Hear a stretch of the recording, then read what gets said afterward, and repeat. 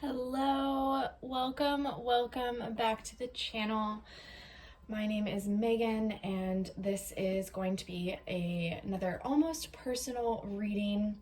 I know it's been a minute since I have been on active, and I've been just getting over some health issues, and I shared it with my Patreon community, but I just was not in a place to come on to the public spaces, and so it has been a while, but I have missed doing readings and sharing energy updates with you all, and you guys have been in my heart and thoughts, and so here we are. This reading was coming into my conscious awareness as I was working on getting better and getting healthy, and I was starting to feel this reading, like I knew that I kind of knew what was going to come through, but I just didn't know when the time to actually pull it for you here would be.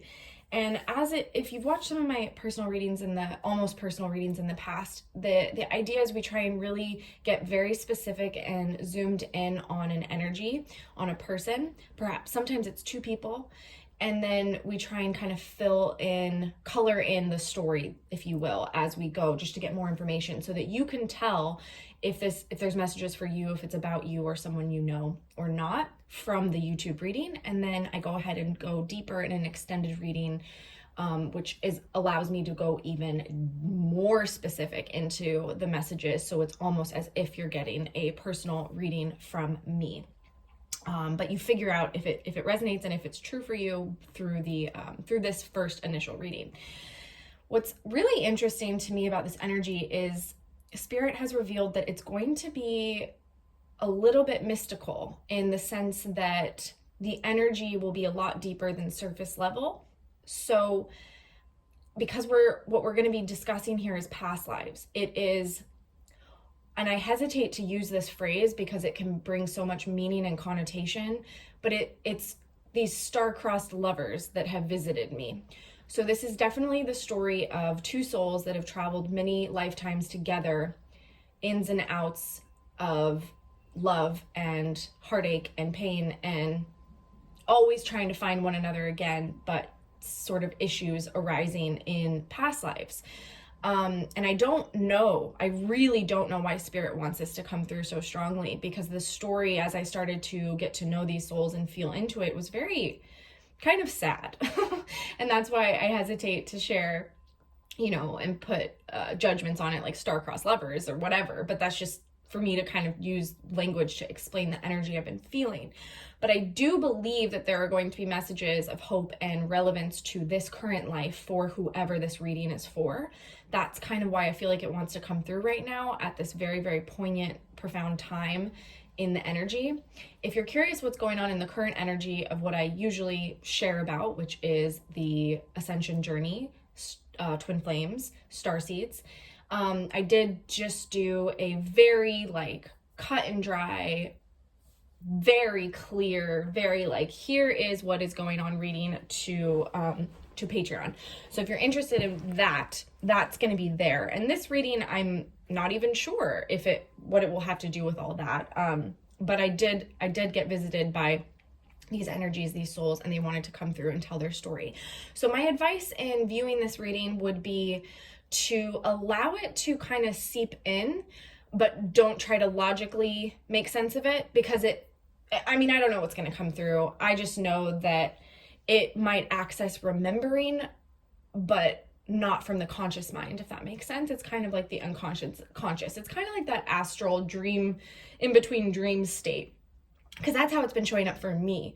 And so, when I've tried to understand it from an intellectual perspective, it doesn't really make sense. So that's all Spirit's given me.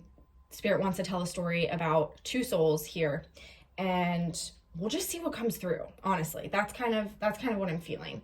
So thank you so much for being here. I really appreciate the support in likes, in shares, in comments, in subscribing. Donations are greatly appreciated, but they're not expected. And I'm just happy to be feeling better and having gone through a period of a lot of healing, and now feeling strong enough to share a reading here for you. So let's get started. Gonna ask about the energies of these two to get to know them. So let's tell me about, okay, yep. That's what I was feeling. Okay, so this is a masculine energy here. Okay, so this person has felt like contentment and happiness has evaded them. And again, keep in mind with this reading, it may not be current life circumstances. It could be past life circumstances. But if you've done any work with your own past lives, you know that these are kind of like undercurrent, deep, deep layers of energy that you carry with you in this life. And it doesn't make logical sense, but it's a feeling more than anything else. So yeah, hopefully that helps. But this is definitely somebody who has felt that happiness has evaded them. There may have been beliefs in the past that have been cultural, societal, around happiness must be earned and deserved. And especially for a masculine energy, like there is this feeling of guilt to feel too good. And there's a work ethic here that's really, really, really profound, really, really strong, but almost at times at this person's own detriment, the soul's own detriment, because it's like, I will rest when the work is done. But as we know, one of the paradoxes of life is the work is never done. And there's something here too about placement in society. Like I'm feeling this energy of a person who in many lives has not felt satisfied with their status, with their wealth, with their caste, if you will, because, you know, we've fortunately evolved a little bit away from caste systems in our society now. We're, you know, we got work to do, of course, but in past lives, many of us, I mean, there was nothing you could do about the society, the family, the wealth you were born into. And it feels like that is almost a chip on the shoulder of this person here. Like they really feel a strong, indignant, sort of defiant, kind of like, it's, you know what it is? It's somebody who really always wanted to rebel and be a revolutionary, but could never bring themselves to do it because it contradicted so many of their other beliefs, which very well could have been programming, but they weren't necessarily at the consciousness in these past incarnations to be able to say, here's my programming and I'm actually going to go against it. It was like always a secret, dirty little desire that they had to rebel, to say, I'm going to go a different way, but they could never really bring themselves to do it.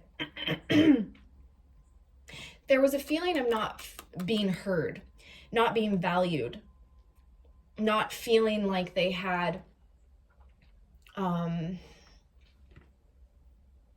the podium, right? The space to speak and to share. But deep down, this soul is so loving and compassionate and considerate of their fellow man.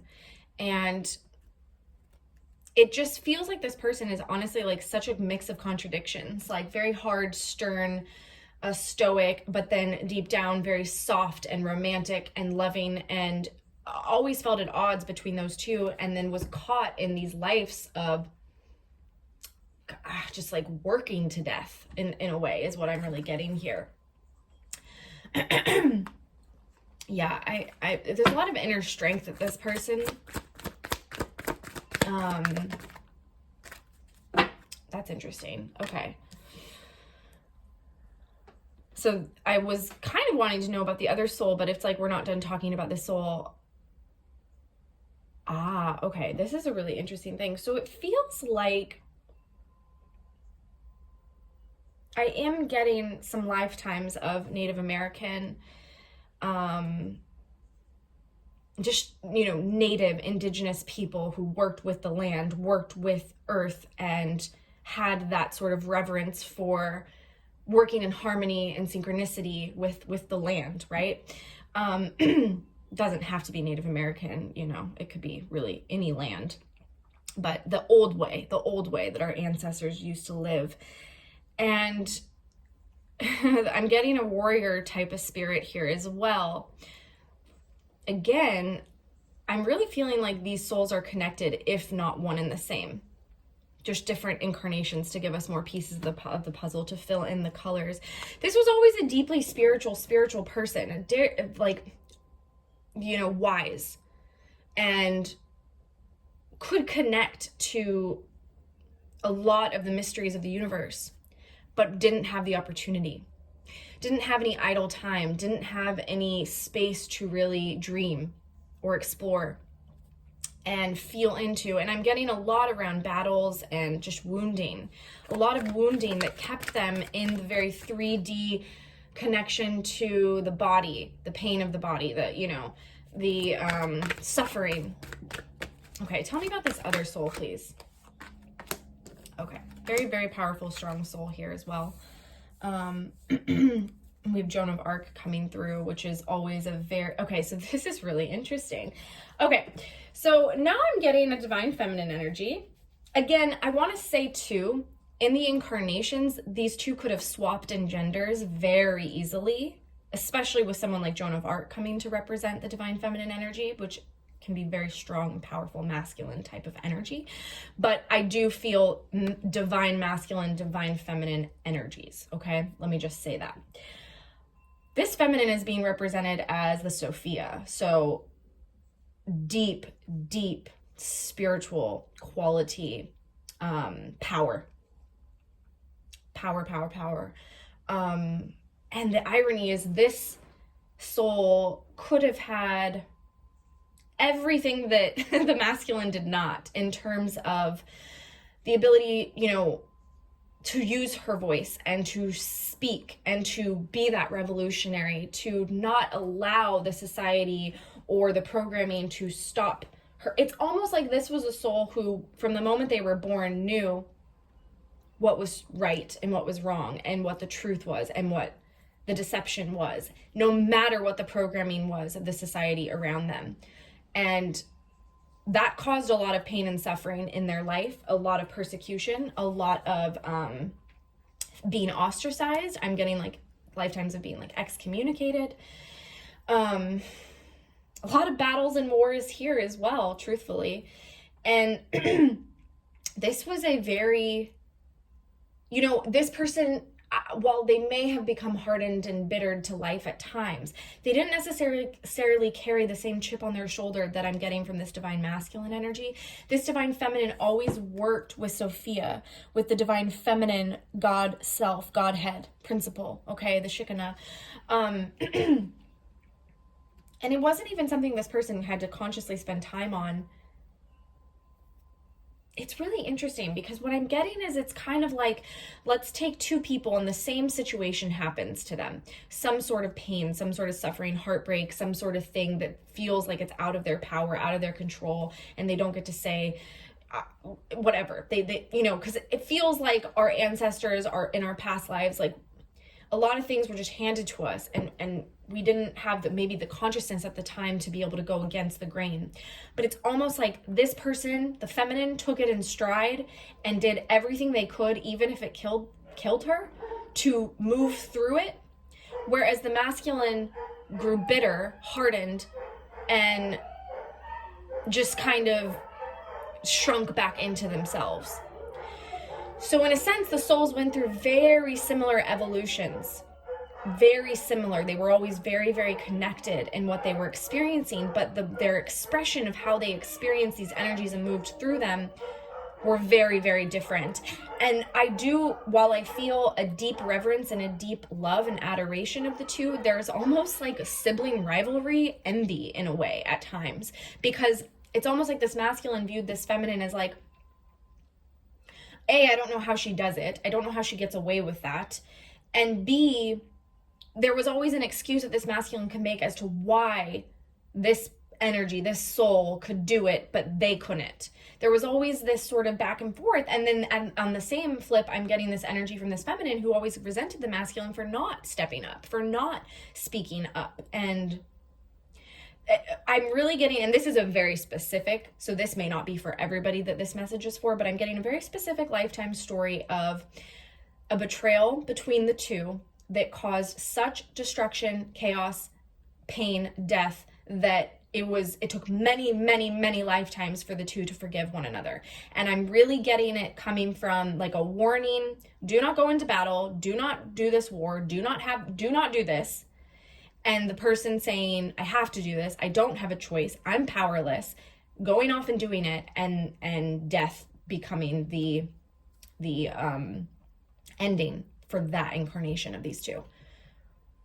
And that loss being really, really hard to reckon with. And it was really hard to rebuild the trust. Really, really hard to rebuild the trust after that for these two. This is really, really fascinating, I have to say. I'm really loving doing this kind of past life reading. Okay, what else do I want to know so that because I just want to really get a good picture of who these are before we go into the specifics of their story. So I'm going to grab, let's do this. Actually, you know what? No. I want to know about their mission together. What spirit, what the divine was working to get these two to understand. I want to know a little bit about their paths and why they've crossed.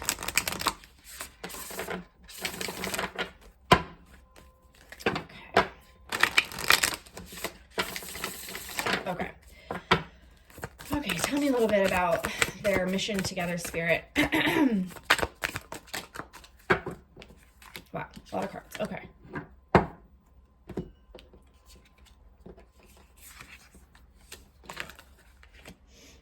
Wow. Okay. This is so beautiful, and here's where the star-crossed energy comes in. And I don't like, I know that basically means like it's inevitably doomed, but I think that is a classic misinterpretation of like a twin flame deep soul love, where it's like, it's doomed. You know, somebody who is ignorant and doesn't know much about the connection and doesn't know that it's not as simple as just saying, oh, I'm done with this, I'm going to walk away. They might label something like a connection like this, you know, somebody who can't see beyond the surface as well, because it's like, no matter if you die and it doesn't work out in one lifetime, it's inevitable that you will meet again over and over and over again. Your souls are connected. They will never separate, period, done, the end, right? So I'm only using that just so you can understand, I guess, like the passion and the depth of this connection and how intertwined it is. It's twins. People don't like the thing twin flames, but when you think of the bond between twins, it's so profound. I mean, the telepathic link, the intensity, it's more than just love or lust or passion. It's like you are interconnected. You are like, your wires are freaking crossed. Do you know what I mean? Like it's like, the only thing I can think of, because yeah, the thing I can associate it with is like when you share the womb with somebody. Like, that's really fucking intense. And in a way, it's like these souls shared the cosmic womb with one another in their evolution and their growth. They've been, whether they met each other in that life or not, or whether one was on this dimension and the other was on this dimension, they were always so deeply connected, as if they were in the cosmic womb of the Divine Mother together, working through these lessons, because they were always destined to be masters. They were always destined to be these spiritual leaders. And it's like every single thing that they went through was so they could help others. And it was like very, very timeline specific. And what I mean by that is there was always a divine timing, even though their human selves felt so let down by God, by each other, by the world, because it felt like it could never, the star-crossed lover, it could never be, it could never work out. And it felt like, why would you put me on this mission, Spirit, if you knew that I was always going to fail, if it was never going to come together? But Spirit always had, and this is going to be where it's connecting to the now, Spirit always had this timeline, this place we are in humanity right now in mind. It was like every single thing they went through was for this now moment. And I know that sounds crazy. Why would this moment be so big? This moment is so big, my friends, because we are ascending. What that means is we are accomplishing what we were not able to accomplish in Atlantis, what we were not able to accomplish in all of these previous cycles. We were not able to pass over, leave the current body retaining the remembering and the memory of each lifetime. That is what ascension is. We are ascending with our wisdom, our spiritual knowledge. We are ascending. There are many that will not ascend, but they will just be in the same sort of cycle that we've all previously been in, and they will get another opportunity in a new cycle to ascend. But right now, there are many souls who are choosing to ascend with the previous knowledge. So it won't be you are born and you have forgotten everything again. That's what this is about, like in a very literal form. And so there's many souls that have been going through, that have been like God's messengers, warriors, I don't know, like your whole incarnation, your whole purpose in being and existing and incarnating in this form of a soul was for this time, truly. And many of you, I get like, this is kind of a split in who I'm reading for. Some of you are very old souls where you've incarnated over and over and over again, and that's where I'm pulling some of these stories from. So you've incarnated, and you may have incarnated on Earth. You may have incarnated in, Orion or Pleiades or wherever, all these other places. That's neither here nor there. But you incarnated into a body or some form, and some of you are actually the opposite, where you've more been in spirit going through this soul evolution, and you're here now in body on Earth because this is the time. Right? So it's kind of a split. And I think you would be able to tell those that feel very ancient and old soul-like, and you feel maybe a little bit more like this masculine with the chip on the shoulder, a little bit of bitterness, like it's really hard to fool you. You're not easily fooled. You might feel more in the camp of being that old soul, whereas the newer souls, you might be really great with certain things like technology, but really bad with practical, mundane life hacks, right? You might be, kind of someone who's ethereal, off in the clouds, and because you just haven't had to exist in a human body. You may feel very detached from your human body. You may be like, what is this thing, right? So I do feel a split in that among these souls that were, I wish Spirit would give me like a really beautiful label for them, like God's warriors. I guess a lot of people associate them with the 144,000. So that could be connected. I'm not getting that in my channel. That's just, again, Spirit's not giving me a label, and maybe that's because it hasn't been revealed yet what we will call ourselves. But okay, back to this energy. So here's this really, really profound energy. The mission together was always to open the heart, to bridge a gap between worlds, to help others find the path and walk down the path to nirvana, Mecca, the divine, the oneness, the all, to be able to ascend. The great mysteries here with these pyramids, it's a gateway. It's like you cannot lead someone down a path that you have not walked, right? And that is what all the pain and suffering has been for. And there's been, like, your energy alone, these two souls here, your energy alone, just being in a body, no matter if anybody looks at that lifetime and they're like, what a shit show, what a waste, what a failure. Like, look at, that person was all about war or anger or greed or pain, or they suffered their whole life. Spirit says it does not matter. None of it was in vain, because it was all about the light that you brought, your soul brought, that shone through any sort of human, earthly sickness, whatever, all of it. It's like the, this is shown in spiritual principles and stories and fables so much. It's like the sickly beggar person on the street who just looks, miserable and like barely even alive. And that is the soul that is actually a deep, deep, master, right? Just this profound spiritual energy. So that's what you have been masked in. And for both of these souls, I feel you didn't really know for so long. You did not know the power that you held and this inner fire, right? You got beat down a lot. But the flame, again, I feel like this reading is telling us why twin flames are called twin flames, honestly, because I've had so many different opinions about that term for so long, and I'm like getting it here. But it's the flame for one another, that connection, that promise of home, that promise of remembrance, of solace, of peace, of feeling like at one again, has always been what's kept these two souls going and lit, even when they were the enemy of one another, right? Even if they never got to feel or meet one another in a lifetime. This higher heart activation, dropping shields, divine love, healing the heart. They were healing the world's heart, the cosmic heart. They were bringing the love of the divine earth side, right? Like earth angel energy. Earth angel in the mask and facade of a mere mortal human who makes mistakes, who lies, who cheats, who kills, who hurts, who, right? All of it.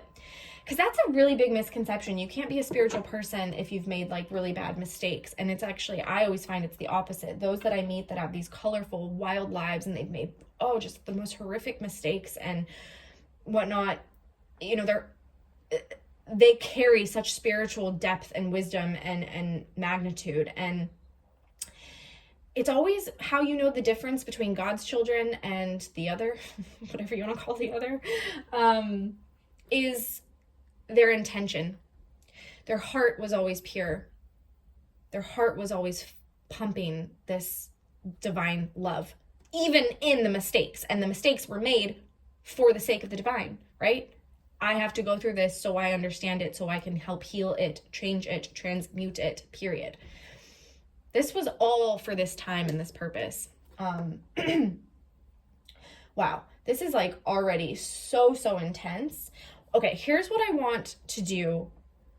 Here's what I want to do in the extended. I want to go deeper on these two because I feel like I only scratched the surface on some of the past lives. I want to channel more about them specifically. And then I want to know about this now time. What's going on between these souls? Why, Spirit, are you bringing their story to me now? What is the point of this? What do people need to know? Why is this coming through? So I really want to focus on the connection between the past and the now moment and what that's bringing. And I'm sure there's going to be messages around mission and current sort of circumstances. But before we do that, I'm going to grab some tarot to get a little bit more of the story. Just anything else that wants to come through here before we dive deep into the now moment. So if there's anything else that wants to come through about the past, their connection perhaps, I just really want to know.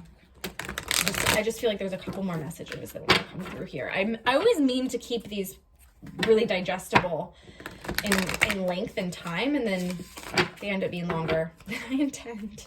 I know people appreciate short readings, but we'll grab a few more messages before we dive deeper for those that this is really resonating for. What else do you want us to know, Spirit? Like what? Oh, okay. that did not disappoint. Let's say that. Let me make sure you can see it. This is, I should say, because this deck is a different sort of deck, but this is the Empress, okay?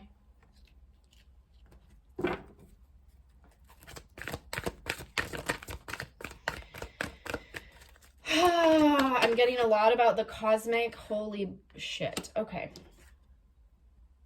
Wow. Okay. I'm getting a lot about the cosmic egg here. Wow.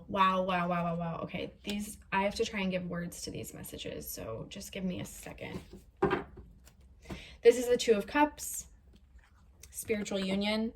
This might be my favorite Two of Cups in any deck ever. It might be my friggin' favorite because of the tantric kiss that these two are in, third eye to third eye, and just the energy of this card, and like they're looking at each other in the eye. I don't know. This is just probably one of my favorite Two of Cups.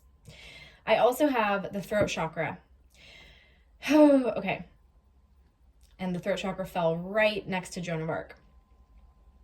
I also had Mercury show up. So there's something, these two are here to use their voice to change, to help, assist. That is their light work. It is connected to their voice. I also get a message that these two have very unique, distinct voices.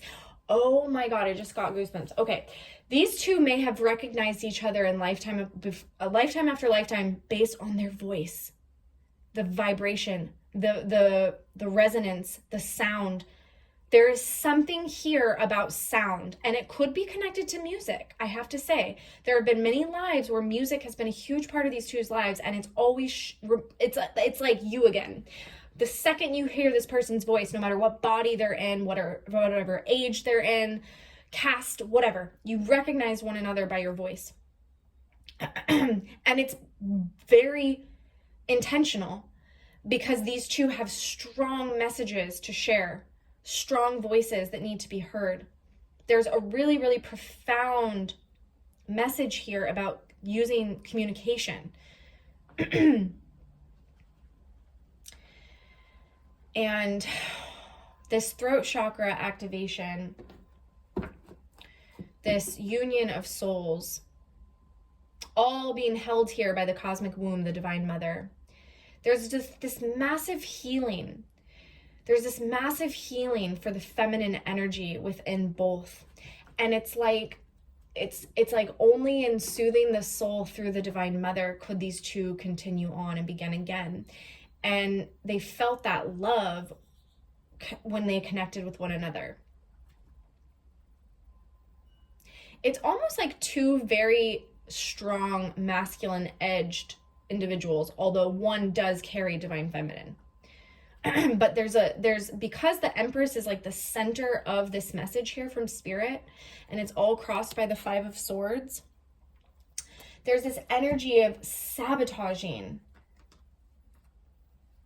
self-sabotaging love, wanting to reject love because love is painful, love is hard, love is challenging. It's like these two have told so many stories, deceptions, and illusions about love in their lifetimes. They have told themselves so many stories, and they've gone to the farthest edges and reaches of the earth to run away from this love, but this love was steadfast and it never faltered.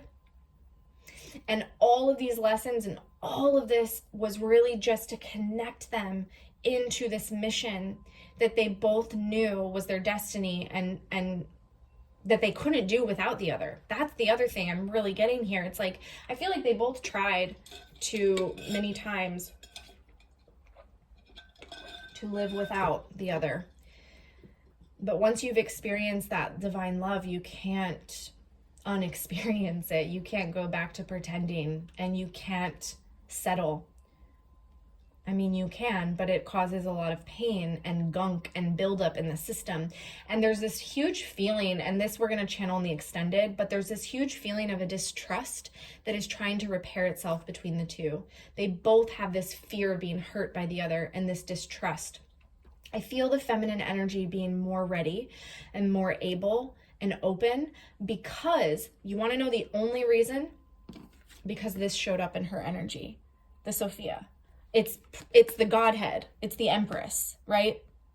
Because of the divine feminine energy. And ironically, it's why masculine may have resented this feminine, because it's like he just doesn't understand. How does she know this? How does she just feel this? Why is it so much harder for me to trust?